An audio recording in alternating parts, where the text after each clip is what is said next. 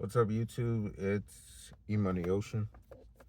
So, as you know, I'm going through this journey of mine of just ultimately bettering my life. It is November 20th, 2025. I'm reading self-help books. So, the first one, there's a few I'm going to get through, and then I'll just make a video about each one and the value that I get from it and my perspective on it. So I believe there's about 15 books or so. The very first book to start this off is this book right here. It is called The Four Agreements, a Toltec wisdom book by Don Miguel Ruiz. So this is what it looks like.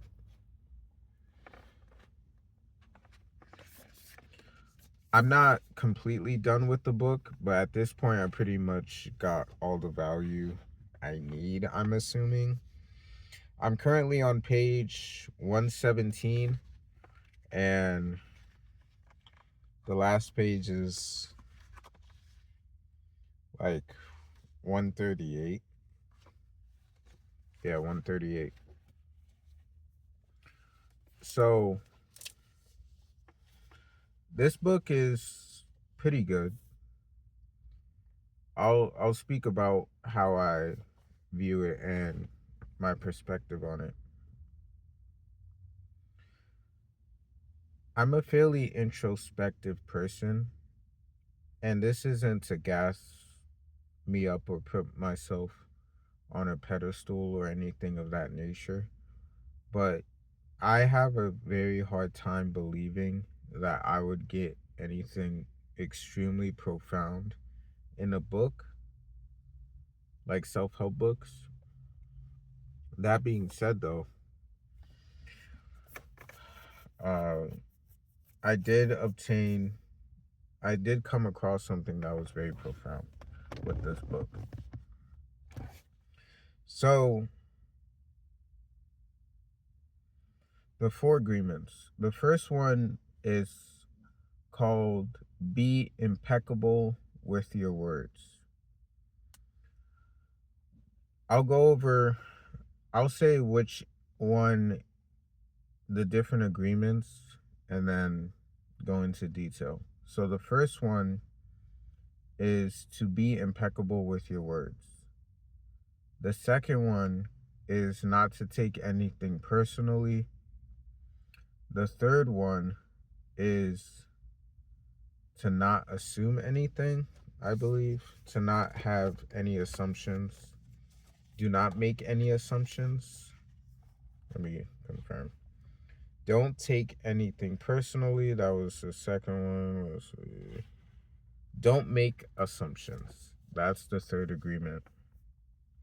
And then the fourth agreement is to do your very best. So in the book, before you even get to the agreements, he gives you a history lesson of spirituality. So it's very new age, but there is this self-help aspect to it. And it says a practical guide to personal freedom.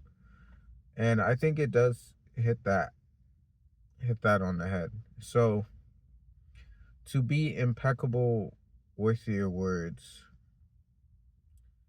is he's basically saying to be mindful of your thoughts, yourself talk, as well as uh just the thoughts in your head. So for example, if you have negative thoughts uh about yourself or how you present yourself, he talks about how those negative self talks can be very detrimental to you and to your health. He mentions how, and with this book specifically, where I think it shines is in the examples. The examples that he provides for each agreement is what really helps give you a better understanding of what he's saying, as well as the idea and the agreement.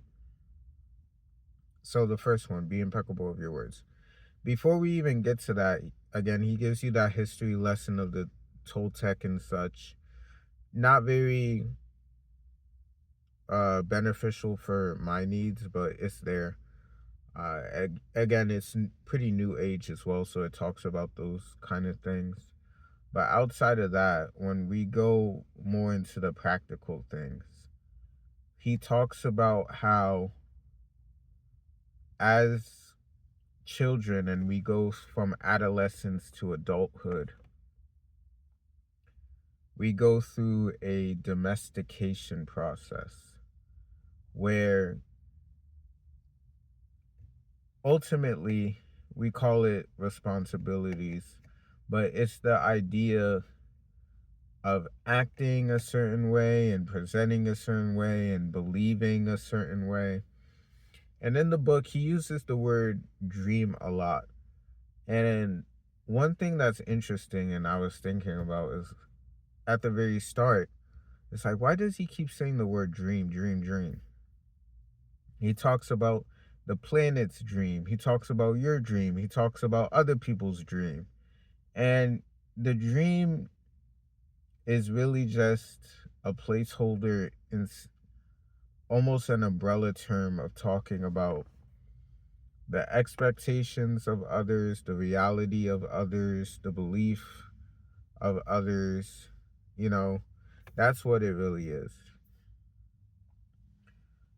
So, being impeccable of your words is being mindful of those self talk. And he gives also the example of uh like a computer, how your brain is like a computer and the self talk can be a virus. And it bleeds into the next agreement, which is not to take anything personally. So, for example, say someone walks up to you and says, "Oh, you're fat," or "Oh, you're ugly." It's their projection and their expectations and belief of reality, and they are projecting that onto you. And he says that it's a virus and it's like poison. They're essentially giving you poison. However, you have the ability to ultimately agree to what they say. And if you do make that agreement, if you do accept that agreement, then you're fueling that idea and that person's dream. Uh, so it goes into that. Uh, and with the not take anything personally, ultimately he's saying that it's the belief of others and how just because someone says something or believes something doesn't necessarily mean you know, it's the truth. So for example, he gives examples. uh Not to take anything personally, he gives an example of like a mother. I can't recall if that was in the first chapter or the second one, but he gives an example of a little girl that's singing, enjoying life. She's at home, and her mom comes home from like a long shift, and her daughter is screaming, singing, having a bunch of fun, and the mother, she just snaps. She has enough, and she's like, "Will you just shut up? You can't even sing." She says that to the daughter. The daughter internalizes that and believes it, and she makes an agreement to that idea that she can't sing. So she stops singing, and as she goes from adolescence to adulthood, she decides that, you know what, I'm not going to sing because I was told that I can't sing. It just comes down to that limiting belief, basically. So, not to take anything personally, because it's other people's ideas, beliefs, and projections of what and how things should be. Uh, so there's that, right?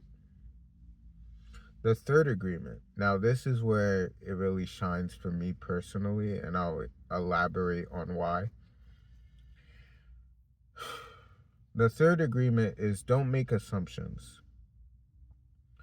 I can't tell you how many times I make assumptions. I make assumptions all of the time. And it's funny because not even you, but for me, for a long time, I accepted the idea that it was just intrusive thoughts. But the way he phrases it and lets you know, yeah, the way he breaks it down and says, hey, it's an assumption,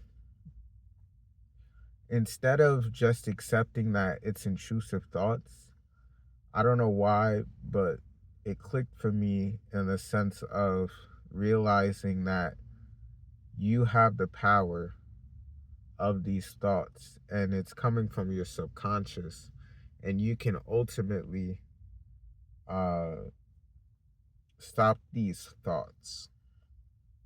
So let me elaborate, and let me also give the example. So, for making assumptions, and this hit like home for me,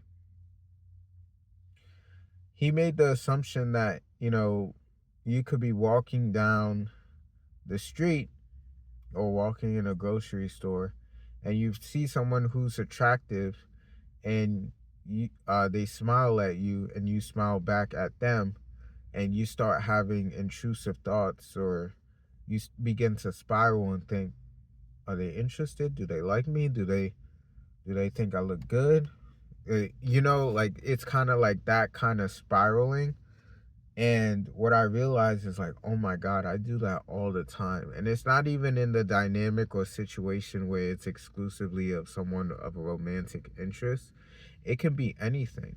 You know, I can walk into a room and, I'm black with dreads. I can make an assumption that, oh, these people think I'm a degenerate, or they might think I'm not professional, or you know what I mean? It's like those crazy spiraling thoughts. And the way he just structured it, it was beautiful. Like, I'll even go back to the chapter. I'll read a little bit. Let's see. Again, not even again, because I didn't say this, but I'm not the best reader. So this is something outside of the norm for me, because I was incapable of reading in elementary school and majority of middle school. I didn't begin to have the ability to actually read until around like late seventh grade, really eighth grade, where I was able to really read something and fully understand it. But on page 47, oh no, this is the second agreement, because it says three, and then there's also a few other chapters outside of the agreement. Personally, I feel like it's dragging. That's why I wanted to make this video now, and it's fresh in my mind, and I've been thinking about it. So, page 63, don't make assumptions. So, if we just skip a little bit,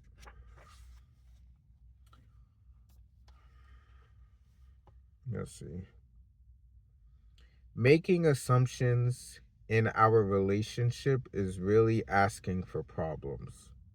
Often we make the assumption that our partners know know what we think, and that we don't have to say what we want. We assume they are going to do what we want because they know us so well.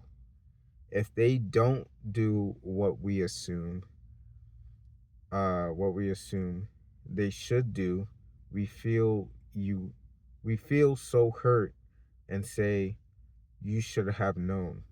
Another example. You decide to get married and you make the assumption that your partner sees marriage the same way you do. Then you live together and you find out this is not true. This creates a lot of conflict, but you still don't try to clarify your feelings about marriage. The husband comes home from work and the wife is mad, and the husband doesn't know why. Maybe it's the wife, maybe it's because the wife made an assumption without telling him what she wants. She makes an assumption that he knows her so well that he knows her so well that he knows what she wants, as if he can read her mind. She gets so upset because he failed to meet her expectations.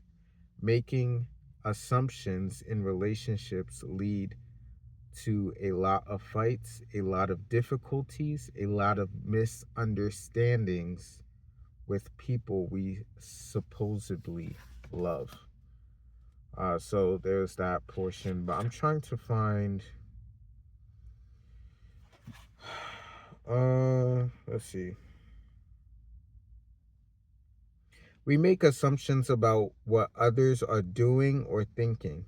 We take it personally, then we blame them and react by sending emotional poison with our word. This is why whenever we make assumptions, we're asking for problems. We make an assumption, we misunderstand, we take it personally, and we end up creating a whole big drama for nothing. All the sadness and drama you have lived in your life was rooted in making assumptions and taking things personally. Take a moment to consider the truth of this statement. The whole war of control between humans is about making assumptions and taking things personally. Our whole dream of hell is based on that. So, yeah, it talks about that. I'm trying to see. Here it is. An example. You are walking in the mall and you see a person you like. That person turns to you and smiles and then walks away. You can make a lot of assumptions just because of this one experience. With these assumptions, you can create a whole fantasy, and you really want to believe this fantasy and make it real. A whole dream begins to form just from your assumptions. And you believe, oh, this person really likes me. In your mind, a whole relationship begins from that. Maybe you even get married in the fantasy land, but the fantasy is in your mind, in your personal dream. Making assumptions in our relationship is really asking for problems. So it was that part. And I was like, man, like that hit home for me. And the reason why it hit home for me is ever since I was younger, I was looking for a significant other. And even in kindergarten was my first crush. And I had a crush on this one girl, or, excuse me, from kindergarten all the way to fifth grade. I proposed to her in kindergarten and was rejected. So, like, I was looking for a companion before I could even spell my last name. You know what I mean? So, it's very funny. It's not funny, but it's fascinating. And why this hit so hard for me is I can think of plenty of times I made assumptions. made assumptions even when I was in a relationship. Got my when I got in a relationship with a first ever significant other, you know what I mean?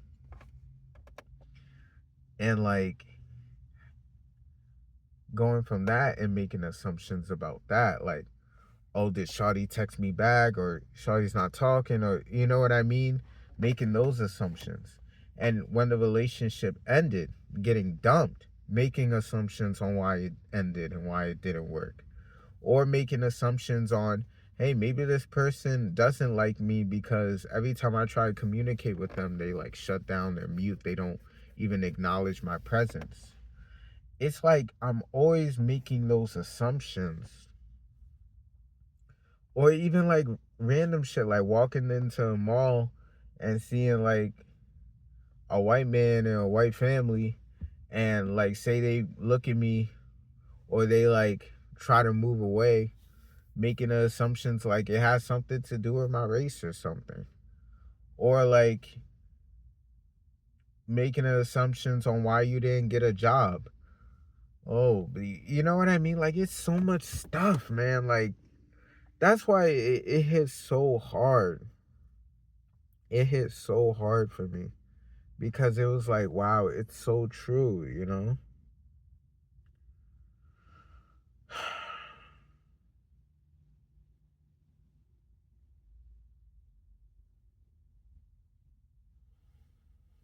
Yeah, man. So, and then it goes into doing your very best, realizing that being impeccable with your words, not taking anything personally, not making assumptions. All those take effort and time, and it's not going to happen overnight.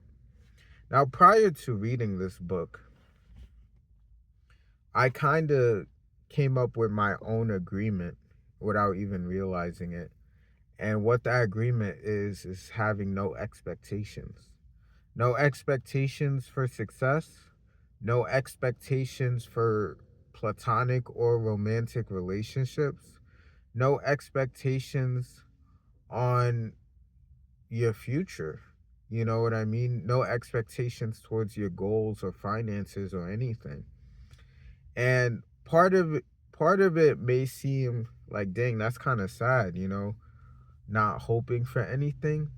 But I can't tell you how freeing it is, especially for someone like me who constantly working, constantly grinding. After graduating college, I was working 3 jobs, over 70 hours a week. Tuesday and Thursday, I would work 16-hour days. There was times I would go back, I would leave Dollar General, go to my apartment, put the key in the keyhole, fell asleep, woke up the next day, couldn't find my keys, realized it was still in the keyhole. Like, grinding, bro. When I was a student at Full Sail, I was walking an hour and 20 minutes. That's 3.3 miles. Then I had to walk an hour and 20 minutes back. You know what I mean? Doing that 6 days a week. Didn't have Wi-Fi in my apartment for a year and 2 months. Walked all the way from my old apartment to Full Sail, and um just to download some Berlizzi videos, so I can have some entertainment to watch, and then recording music using Fruity Loops. And like,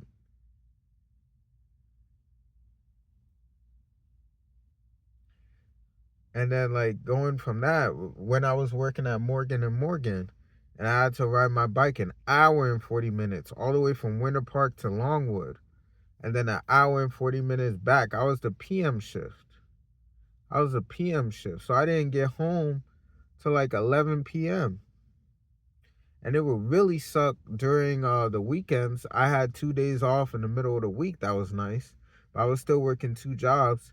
And on the weekends, I had to clock in at Interlaken, the country club, 5:15, leave around 9 something, and go to my apartment, get ready, hop on the bike, ride my bike all the way to Longwood, calluses on my ass. I had to teach myself how to ride a bike. I didn't know how to ride a bike. I'm 20 some years old. I had to teach myself how to ride a bike. This was 2021, middle of the pandemic. Middle of the pandemic, I'm still paying Sallie Mae over $600 a month. You know, it's crazy, man. And in the book, he talks about how you want to be very present and you want to realize, you want to live life and be alive and not focus on your past and not focus on your future. And I'm working on that as well. But one thing that keeps me humble, I believe, is realizing where I came from. You know, even now, bro, like, I've been sleeping in my car since I don't even, I got the car August 2023, I think. It's it's been over 2 years of me not having an apartment, bro. And I don't say this shit because I want petty. No one's gonna even fucking see this fucking video until, excuse my language. No one's gonna see this goddamn video until probably later on if I make it, you know? And that's a big if.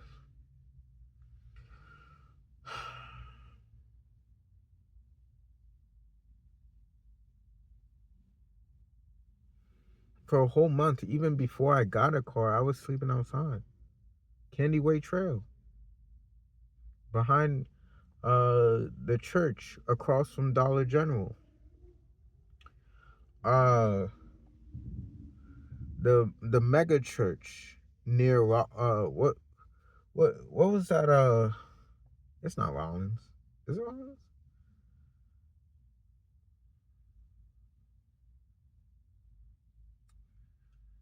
Man, like, it's crazy to think about.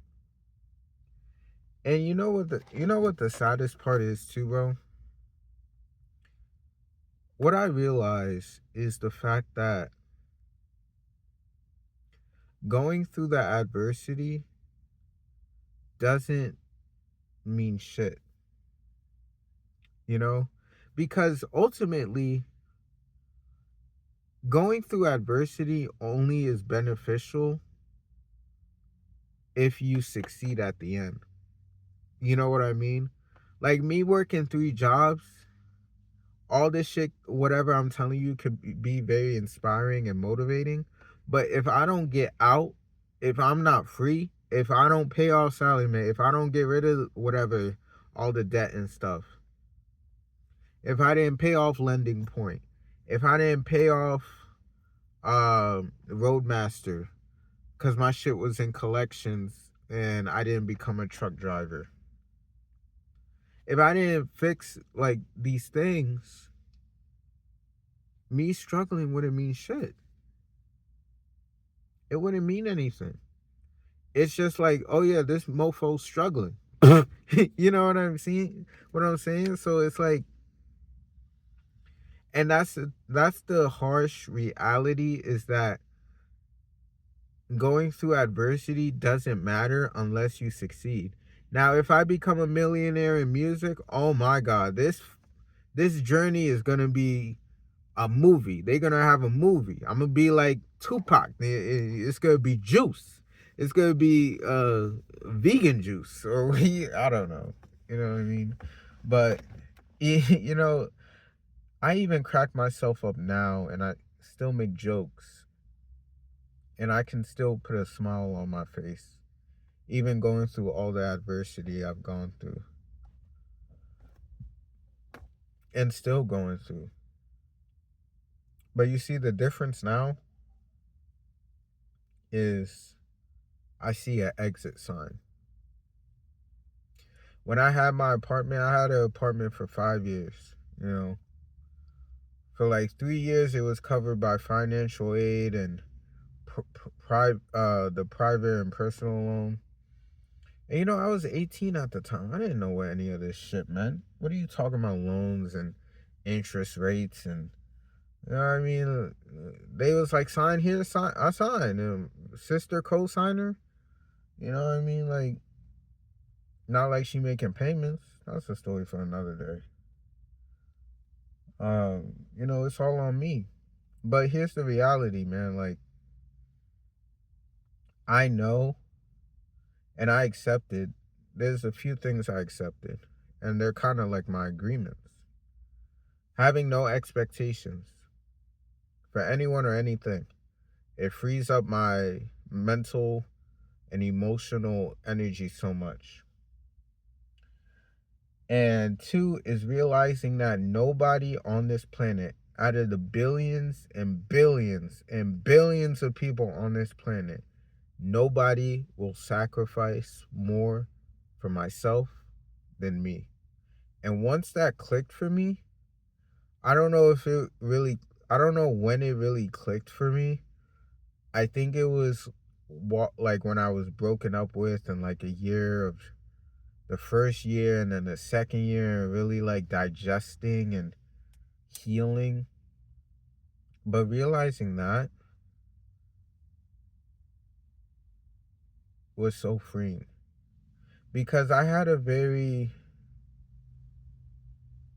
tendency of giving to others, giving, especially for those that showed love and appreciation to me.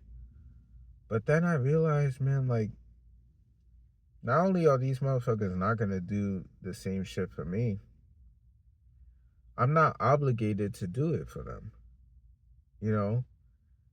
And it was weird for me because part of me kind of felt conflicted because I was like, am I becoming jaded? No, this is just prioritizing yourself, bro. And when you're a giving person, now I'm very it's weird because it's like a metamorphosis for me. Because if you listen to Gleam, and the reason why, like, I couldn't make Gleam today, the topic, my mindset, all of that. Now, obviously, I could still make the bars, but the bars and the mindset, those kind of go hand in hand. But I'm so grounded right now in my life. This is the most I've ever been grounded. You try to show me some tarot cards or you start talking about astrology, I'm gonna look at you like you got 8 heads. Back in 2017, 2018, if you brought that shit up to me, I'll be whipping out the crystals. I'm like, yeah, bro, let's align our chakras. Let's open that kundalini. Let's increase our vibration and elevate and astral project. And like now I'm like, motherfucker, I gotta succeed. I gotta ensure that and is it due to the nature of my situation? Part of it, possibly, right? But I would be under the assumption, no pun intended, that I would even be more spiritual, but no, I'm just so grounded. I'm just so grounded, man. But I like it, because especially after the relationship ended, I was watching, so even in the middle, in the relationship, towards the end of it, the tail end, I was watching so many tarot videos, so many meditation things, trying to attract and trying to make the relationship stronger. And it's like, bro, you just gotta take a practical approach when it comes to this life shit, man. And honestly, when it comes to making assumptions, and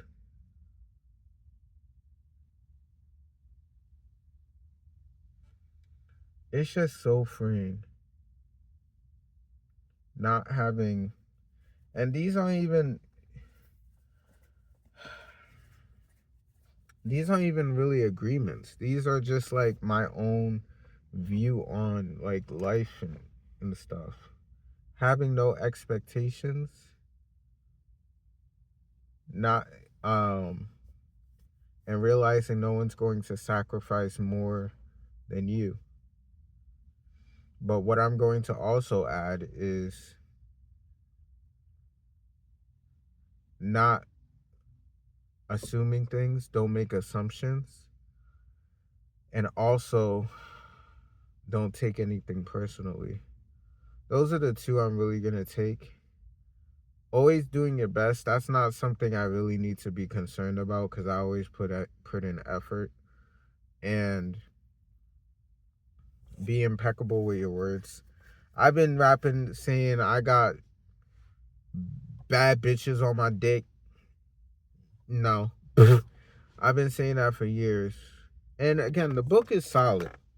Are there certain things in the spiritual stuff and when he talks about religion and God and stuff like that?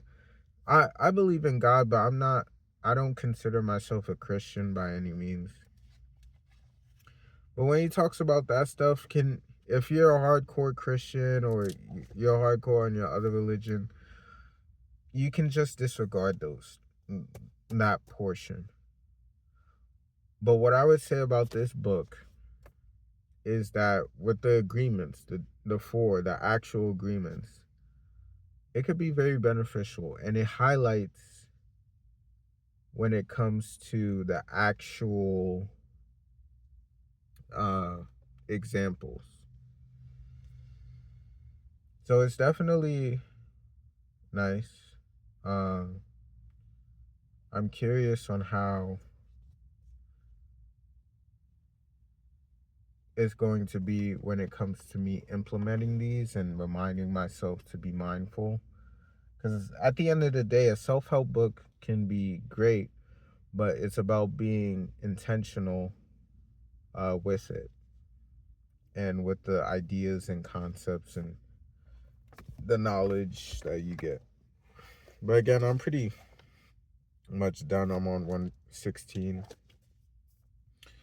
The next book that I'll make a video about, I'm probably not going to upload this today. We're at 37 minutes. I thought we would be at an hour, so I'm kind of happy. Um, just means I'm not rambling as much.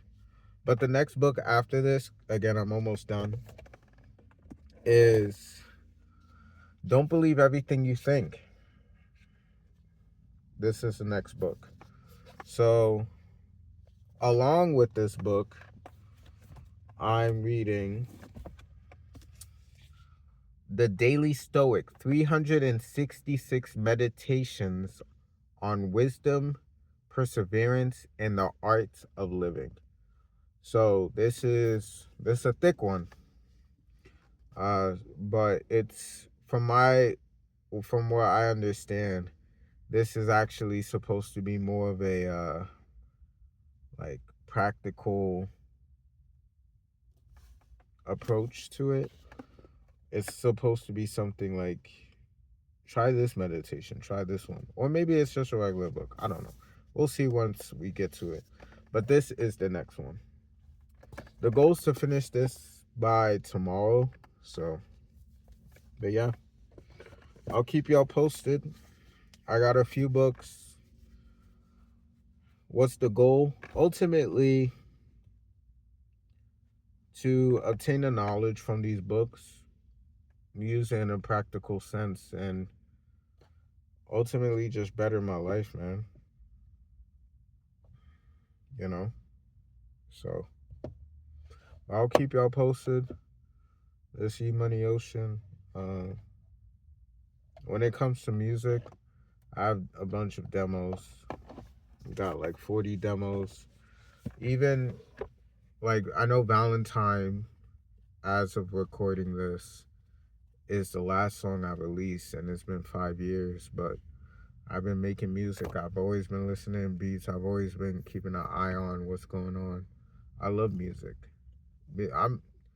It's genuinely my drug, and I'll go into the different things I try to experiment with when it comes to vices, but I don't really like any of them.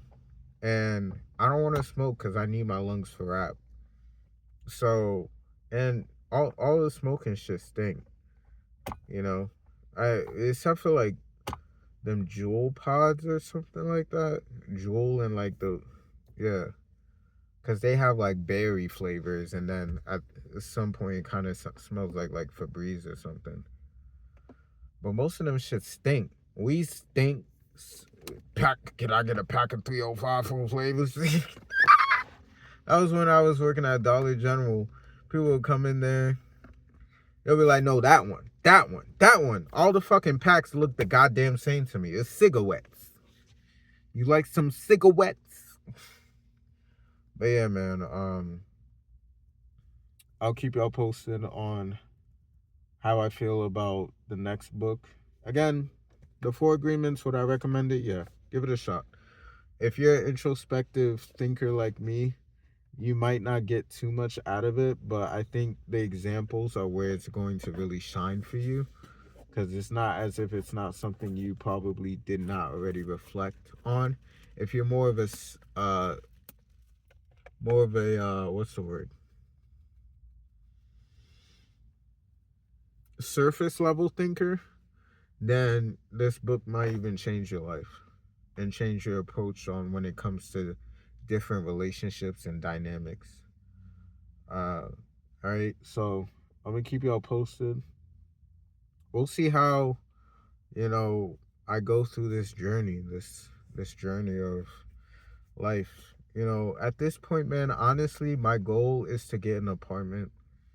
Well, here's the goal, and I could say in the video, because they say not to tell people about your goals, but this is a video, so and no one's gonna fucking see this until later. Get gyno surgery. I've had gynecomastia since elementary school. I hate it. It's the worst, right? And it's mainly the discomfort. Yeah, does it look nasty? Yes. And does it make my physique look worse even when I cut all the way down to 145? Yes. But ultimately, it's about the discomfort, right? So there's that. Pay off Sally Mae. That's number one. It's at 42,000 at 12.3% interest rate, right? I paid off my car in 8 months, and my car was at 28,000. Now, has my car had a shit ton of issues? Of course, but regardless, we gonna ride it out. Hopefully this shit don't fucking die, and we keep it pushing. I'm trying to pay off Sally Mae as soon as possible. I'm gonna be extremely aggressive, about 2,500 every month, maybe even a little bit more. So we're gonna be very aggressive with that. Every 4 months, it should be about 10K. So, what am I gonna be eating? Beans and rice, or just like nothing but protein shakes and like rice. I don't know, but I gotta get aggressive with it. Obviously, treat myself along the way, but 8 months, that's 20K. It's at 42,000. You know what I mean? So, and I want to have rent covered for a year. And when I do get an apartment, I want to have furniture. I want a sectional couch. I want a 70-inch screen TV. I want a gaming desktop and a gaming laptop. I want one in the dining room. I want one in my bedroom. I want a 700 square feet apartment over here at this apartment place. I'm not gonna dox myself because y'all don't need to know, but you know what I mean. So yeah, man, like I know exactly how I want. I got Google Docs. I got this shit mapped out. I got it mapped out. You know, the biggest thing is having that furniture though when you have an apartment, and having one goddamn job, bro. Can you believe I never had just one job? Even when I was a student and I was 9 months out from graduating, I was working at the golf course and I was a student. And if you know my school, that shit is like a full-time commitment. You know what I mean? So it's like, it's crazy, man. But I'm gonna wrap it up. I'll talk to y'all later. I'll keep y'all posted. Peace.